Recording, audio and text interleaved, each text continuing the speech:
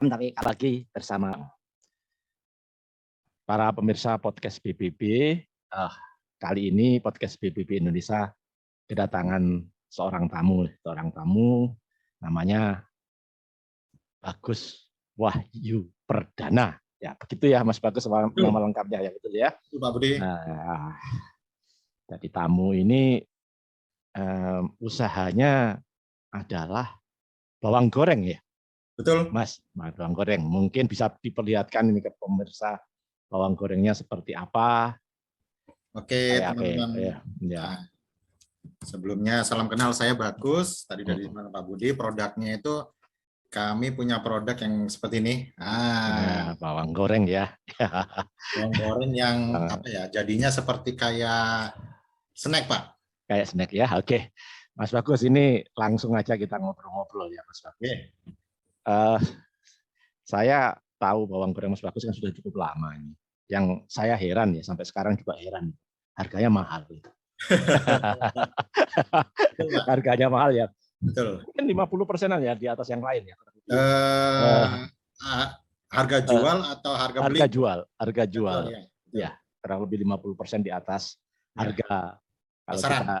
Kalau kita search di marketplace dan sebagainya, wah ini harganya Mas Bagus ini mahal. Tapi kok usahanya bisa berkembang, itu tanda tanya bagi saya sebenarnya, Mas Bagus. Nah ini kan mumpung kita ketemu, ya, kok seperti itu, dalam arti Mas Bagus kok harganya mahal, kenapa? Terus kok laku ya? Kok masih laku gitu? Dan lakunya lumayan keras ya kalau lihat usahanya Mas Bagus. Alhamdulillah, Pak. Ya, gimana ini? Tolong diceritain yang itu deh. Oke, kita mulai berjualan ini dari 2017, Pak. Kita dari 2017, kita create produk ini yang memang sebenarnya produk ini itu tadi kalau Pak Budi bilang, kenapa kok masih bisa berjalan sampai dengan sekarang? Produk seperti ini nih memang ternyata banyak dibutuhkan, Pak. Ternyata ini produk yang banyak dibutuhkan, banyak diinginkan oleh, ternyata lagi mayoritas boleh dibilang keluarga-keluarga muda zaman sekarang lah. Itu memang mereka tipikalnya yang ogah ribet ya. Ogah ribet, pengen yang simple, pengennya yang bisa langsung dikonsumsi tanpa mikir. Kan kita kalau berbicara bawang goreng itu kan pertama Pak, ngirisnya. Nah, ini ngirisnya kan bikin orang nangis katanya. Ngirisnya udah ribet, gorengnya itu apinya ini panas sedikit udah gosong, segala macam seperti itu. Nah, ini kita create produk yang bawang goreng tapi sudah langsung bisa dikonsumsi dan yang istilahnya itu yang sama seperti kalau bikin sendiri, yaitu kita create yang bawang goreng tanpa tepung. Tanpa tepung ya. Ya. Okay. Nah, kebanyakan di pasaran itu memang dikombinasi dengan tepung karena memang setelah kami alami sendiri dan kami coba untuk masuk di segmentasi produk ini, memang R&D-nya itu ternyata cukup ribet kalau tanpa tepung, Pak. Banyak produsen itu memang menggunakan tepung untuk mengejar cepat kering, lalu nggak mudah gosong, tahan lama versi mereka. Alhamdulillah dengan berjalannya waktu kita juga edukasi pasar tentang produk kami, Pak. Kenapa kok harus tanpa tepung atau segala macam? Nah ini akhirnya yang membuat produk kita bisa diterima oleh mereka. Tentunya tanpa tepung ini pun kita create sekarang bisa bertahan lama dan bisa istilahnya kering meskipun dia tanpa tepung. Ya. Tapi dengan harga yang katakanlah 50% di atas yang dengan tepung itu konsumen bisa memahami, Mas. Iya, jadi kami pelajarin lagi bahwasannya penting yang namanya segmentasi pasar, Pak.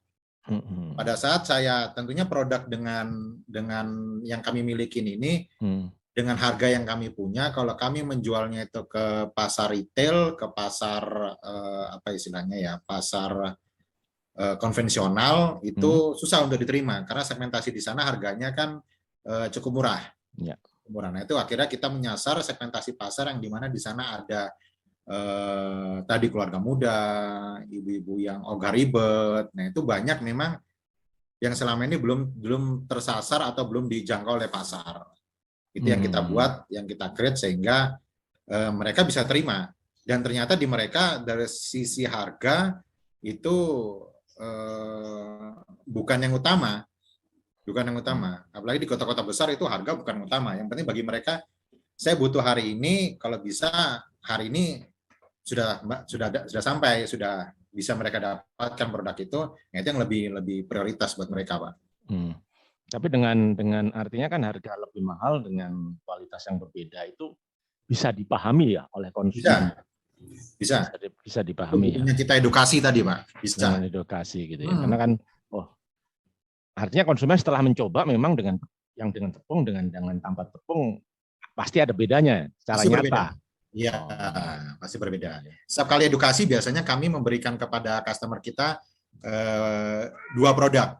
2 produk yang dengan tepung dan tanpa tepung kita berikan kepada mereka. Itu biasanya kalau bisa langsung, Pak ya. Kalau ada event atau pameran itu biasanya kita edukasi langsung tentang pembedanya. Ini loh kalau dengan tepung seperti ini, kalau dengan tepung seperti ini, kalau dikonsumsi dengan produk-produk. Nah, kelemahannya tepung itu kalau kita konsumsi dengan makanan berkuah, dia langsung melempem dan mengembang.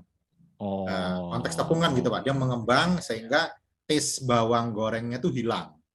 Jadi apa? Jadi kenyal-kenyal ya hilang. Taste bawang gorengnya itu yang perbedaannya paling dominan di situ, Pak. Oke. Jadi para pemirsa ini kadang-kadang kalau UKM itu punya harga yang mahal itu kan grogi ya biasanya ya. Tapi kenyataannya kan meskipun produk UKM harganya mahal, asal kita memang punya kualitas yang berbeda dengan segmen target yang berbeda juga, sebenarnya kita nggak usah grogi ya, Mas Bagus ya. Pasar itu sebenarnya terbuka, ya, artinya tapi ya tetap dengan harga yang lebih mahal, ya tentunya dengan ada pembeda nyata kualitasnya. Tapi kalau harganya mahal, tapi kualitasnya sama dengan di pasar ya tentunya kita gitu ya, Mas Bagus. Betul, Pak. Ya, oke. Mas Bagus, sudah dijual kemana saja ya Mas Bagus produknya? Ini alhamdulillah reseller kita mulai dari Medan sampai Papua, Pak. Sampai Papua, wah hebat ya. Medan sampai Papua sudah ada. Terus kalau retailnya bahkan kita sampai keluar Indonesia. Wah, sampai luar negeri Mas Bagus? Sampai keluar negeri. Kita pengiriman kita juga sampai keluar negeri. Kita retail, pembeli di sana pun juga nggak yang pembelian besar, Pak. Nggak pembelian besar. Kita juga retail jual sampai ke luar negeri. Ya, antara lain mungkin sebutkan 1 atau 2. Kita sampai ke Singapura, Malaysia ada ya. Malaysia. Terus Brunei, bahkan sampai ke Dubai, Pak. Oh, sampai ke Dubai, Pak. Ini sampai belum pernah cerita ke saya yang Dubai ini. Hebat. Sampai ke Dubai. Berarti ekspor eceran yang kita sampaikan dulu betul-betul jalan lancar ya Mas Bagus. Iya, alhamdulillah. Ilmunya berguna itu, Pak. Kalau teman-teman yang pengen belajar ekspor eceran, pernah juga kita sampaikan di BBB, Pak ya. Ya, di YouTube BBB. Oke, Mas Bagus ini. Satu lagi ini yang berkaitan dengan produk ya Mas Bagus sebelum kita bahas masalah lain, yaitu tadi kan Mas Bagus nyebutkan ini untuk camilan gitu. Itu kan satu hal yang betul-betul menurut saya itu berbeda ya dengan mindset orang sekarang ini. Bawang kan untuk masak gitu kan. Bawang untuk pelengkap masak, bukan untuk camilan. Nah, itu ide itu dari mana dan bisa nggak itu diterima pasar? Kenyataannya setelah Mas Bagus tahu saya sekitar tahun yang lalu memproklamirkan diri bawangnya itu sebagai camilan. Gimana ini Mas kira-kira? Jadi justru Pak yang menyebut camilan itu customer kami. Oh, customer-nya. Justru malah customer yang menyebut bahwasannya, ini malah jatuhnya camilan, kata beliau pada mereka gitu. Justru malah jatuhnya camilan, bukan untuk makan. Nah, create kita di awal memang bawang goreng ini kan kita berpikir mau kita kembangkan ke arah mana lagi yang bisa diterima oleh pasar. Kan kalau hanya kemasan yang original aja atau yang varian original aja, ya udah kan gitu-gitu aja dia, Pak. Mana lagi. Nah, akhirnya kita create dengan seperti apa ya? Bisa nggak kalau misalnya ini ada taste atau ada rasa lain atau varian lain selain hanya original. Nah, ini yang kita coba, alhamdulillah beberapa kali R&D kita punya sekarang 3 varian khusus yang bawang goreng ini bisa diterima pasar. Bahkan hari ini berapa bulan terakhir ini kita sedang R&D untuk varian baru lagi, Pak. Nanti teman-teman ditunggu nih varian yang terbarunya. Dan selain itu juga kita punya yang produk yang best seller terakhir ini yang abon bawang, Pak. Nah, kita kembangkan sampai ke arah sana. Jadi abon ayam kita mix dengan bawang goreng. Nah, ini selain dari apa namanya itu lembutnya dapat, floss-nya dapat, kriuknya pun juga dapat. Seperti ini. Kemasannya kita punya kemasan baru untuk yang abon bawang. Terakhir kita punya yang kemasan seperti ini, Pak. Oke. Nah, kemasan pot, sekarang kita punya yang terbaru kemasan apa ini toples ya. Nah, ini yang original. Nah, ini lagi kita arahin juga untuk yang varian pedas. Jadi alhamdulillah respon pasar itu justru kita banyak dapat masukan dari mereka dan pengembangan produknya justru banyak masukan dari mereka juga. Karena kita juga mengembangkan juga nggak asal apa istilahnya ya. Kami suka saja tidak, tapi kami suka yang dari customer inginkan gitu, Pak. Tapi apakah ada kemungkinan bahwa nanti camilan itu bukan murni 100% bawang, tetapi ya apa itu campuran dengan yang lain, Mas Bagus? Kalau campuran saat ini sih kami kemarin terpikir sebuah kue. Atau cookies. Kue.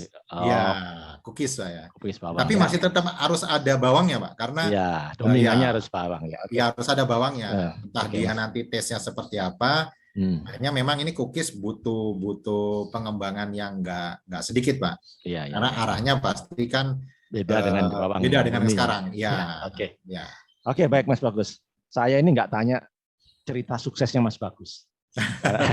Karena ini beberapa hari yang lalu saya lihat videonya Jack Ma ya, Alibaba, dia bilang kalau kita ingin sukses jangan belajar dari sukses story orang.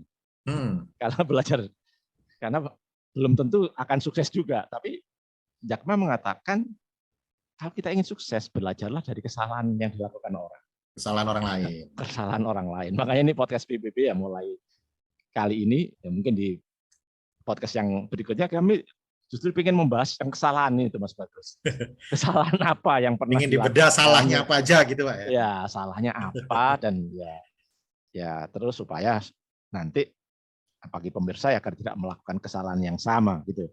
Ayo mungkin Mas Bagus nggak usah cerita sukses story loh. Kalau sukses story itu webinar udah banyak sekali di podcast sudah banyak banget ya. Ayo kita bahas Mas Bagus mungkin apa ya kesalahan atau hal yang sebenarnya nggak dilakukan, yang harusnya dilakukan tapi nggak dilakukan, sehingga bisnisnya ya harusnya lebih maju lagi dibandingkan sekarang ini misalkan.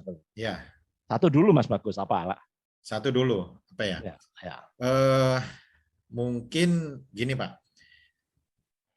kalau dari pengalaman saya ketemu banyak teman-teman UMKM itu mirip-mirip lah dengan saya dulu di awal. Mirip-mirip saya di awal apa sih poin terpenting UMKM itu biasanya ini idealisme. Ya, ini UMKM dasar nih. Jadi teman-teman yang masih punya apa idealisme tinggi bukan salah, tapi kita nggak boleh tutup mata dengan perkembangan zaman sekarang, permintaan pasar sekarang, apalagi di saat pandemi kan Pak, cukup banyak teman-teman UMKM itu terpukul dengan penjualan mereka yang hanya di 1-2 pos saja. Jadi butuh dikembangkan yang namanya tadi idealismenya agak sedikit ya dimodif dikit lah. Modif dikit lah. Kalau saya dulu sama Pak, kalau ada orang mau ini contoh dari produk kami ya Pak. Iya. Kami dulu nggak mau atau misalnya nggak boleh kalau ada customer yang beli produk kita, boleh nggak kalau misalnya dibeli kiloan?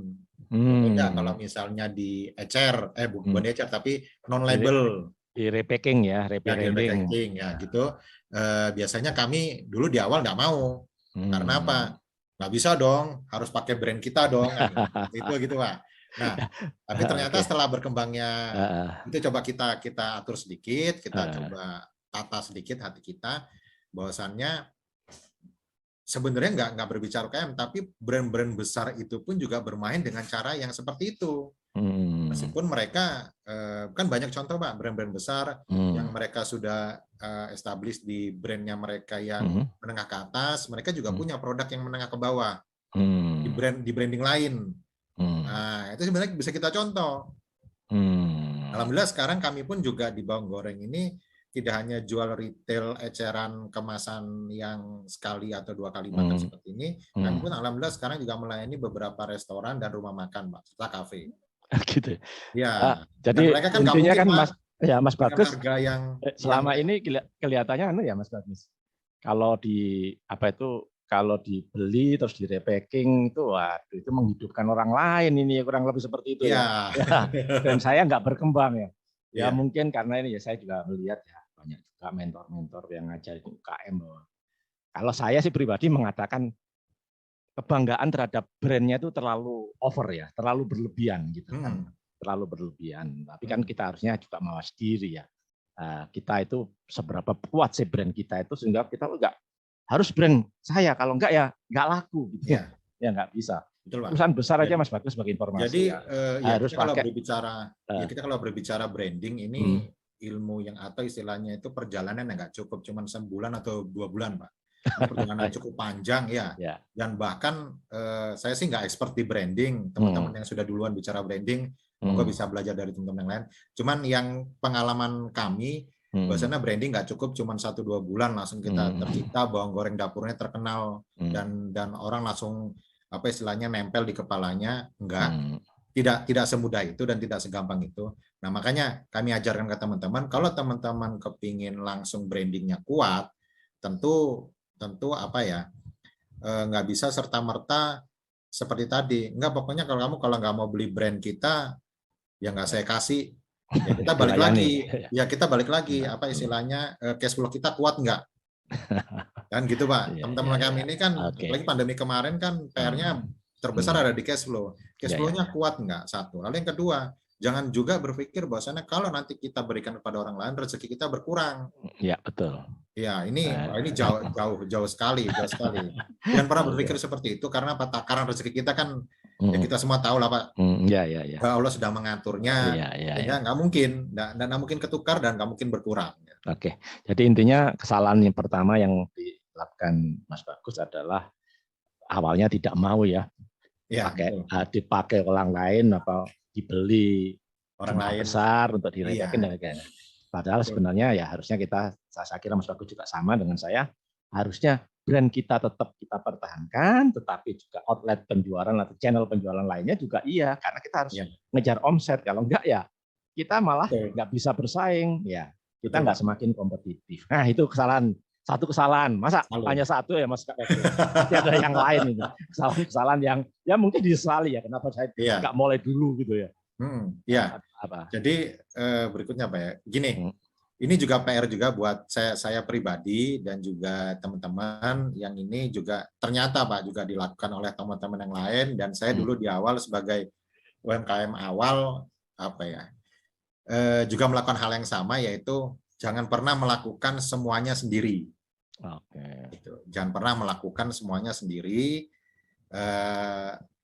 Nanti gini, posisi kita ini kan sebagai pemilik produk, kita ini sebagai foundernya sebuah brand atau pemilik brand kita, tetap sisihkan waktu untuk pengembangan produk.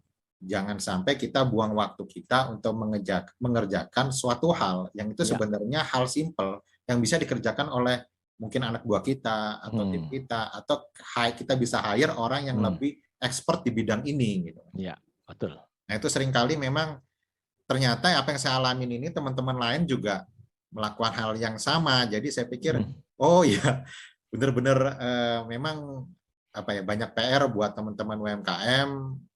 Ya bukan berarti saya sudah expert, enggak, saya juga masih belajar sampai hari ini. Saya juga belajar terus. Oh ya, ternyata ada 1-2 kisi-kisi yang dulu sering ataupun saya lakukan sendiri semua, sekarang udah saya serahkan ke tim dan orang-orang yang sudah expert di bidangnya, Pak. Ya, jadi kesalahannya itu artinya semua dicoba dilakukan sendiri gitu. Betul. Dengan alasan untuk apa ya, menghemat gitu ya. Ya, maunya gitu hemat, kan. Maunya tadi balik lagi idealis Pak, ego Pak. Kalau saya maunya yang kayak gini, saya nggak mau orang lain yang ngerjain apa segala macam. Tapi ternyata itu satu hal langkah yang kurang tepat. Iya.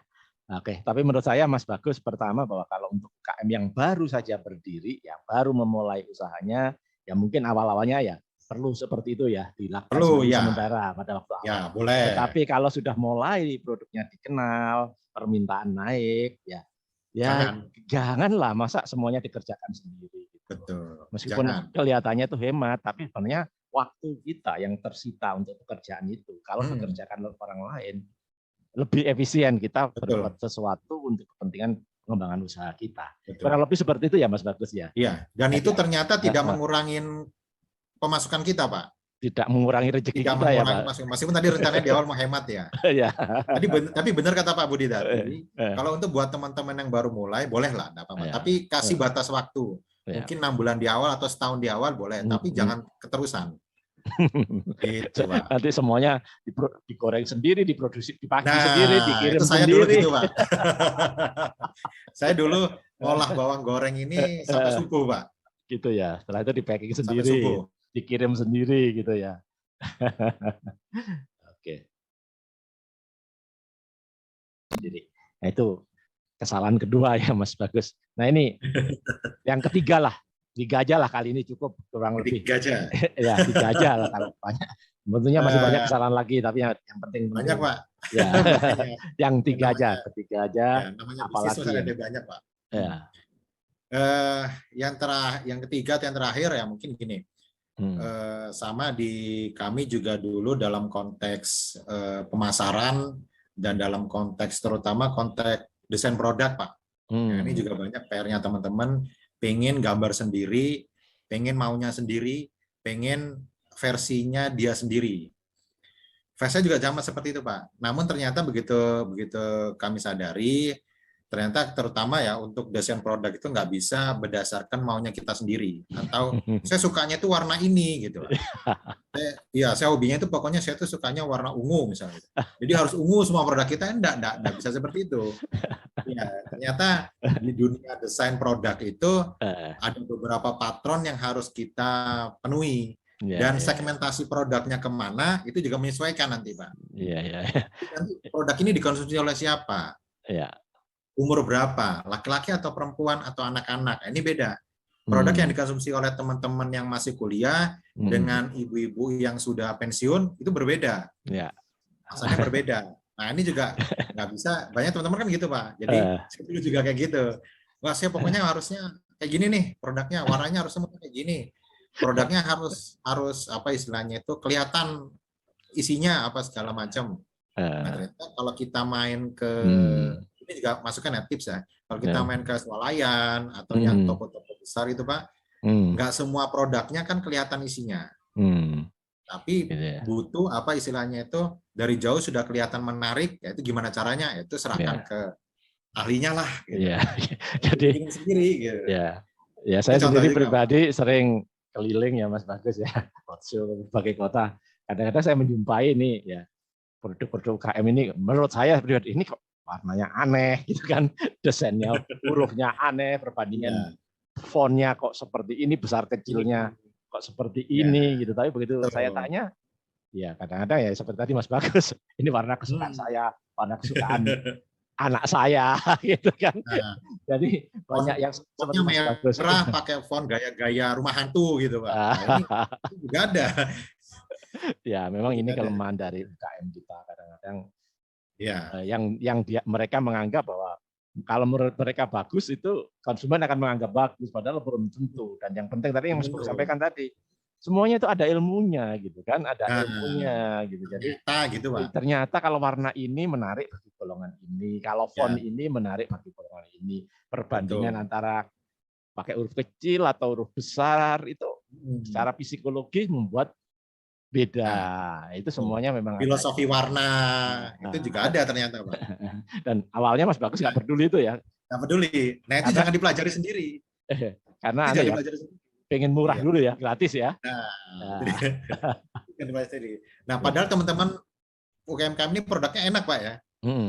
Produknya enak, tapi itu tadi produk padahal bagus, produknya kita ini kan UMKM kita kan pinter bikin kan, pinter bikin produk. Produknya bagus-bagus, produknya enak-enak, tapi kadang-kadang kalah di packaging. Nah Mas Bagus sendiri pengalaman tadi ya kaitannya dengan kesalahan yang katakanlah desain sendiri, packing kasarannya orang Jawa sakar PDW gitu kan. Nah itu setelah dirubah Mas Bagus, itu apakah memang berbeda nyata dalam hal penerimaan pasar? Sangat, Pak. Sangat ya, bukan hanya berbeda. Sangat. Ya, nggak hanya berbeda, tapi sangat. Sangat berbeda. Sangat berbeda. Dan itu nanti akan membuat produk kita pada saat di display di sebuah supermarket atau dijejerkan dengan produk yang dari company atau pabrik besar atau dari yang sudah terkenal sekalipun itu jadi layak ditampilkan gitu dibandingkan sebelumnya. Bahkan nggak perlu lagi kita bilang ini produk UMKM, nggak perlu, karena itu kalau dijajarkan sudah pantas. Ya. Tapi ya mengenai biayanya apa nggak terlalu mahal ya Mas Bagus untuk desain itu bagi UMKM ya Mas Bagus? Tadi saya bilang kadang-kadang justru malah kalau kita kerjakan sendiri versi kita maunya hemat itu sebenarnya nggak 100% benar. Kita gini, kita kerjakan sendiri, kemasan ya gitu-gitu aja, penjualan ya gitu-gitu aja. Tapi dengan kemasan yang lebih baik, tampilan lebih baik, dengan kita mungkin ibaratkan hire yang jago bikin kemasan, jago desain dengan value-value yang mungkin masih sekitaran 1 juta something. Nah itu kalau penjualannya meningkat kan jatuhnya ya tidak mahal Pak. Iya. Artinya misalkan biaya desain sekitar 1 juta, sekitar segitu dibandingkan dengan kenaikan omset itu malah bisa dikatakan nggak ada artinya ya Mas? Nggak ada artinya. Nggak ada artinya ya. Nggak ada artinya ya. Oke. Karena kalau di teman-teman yang memang benar expert di jago ngedesain, mereka akan memberikan suggest juga kepada kita produknya apa, ini segmentasinya apa, kesini yang mengkonsumsi apa, kesini. Itu mereka akan suggest juga tentang bentuknya Pak.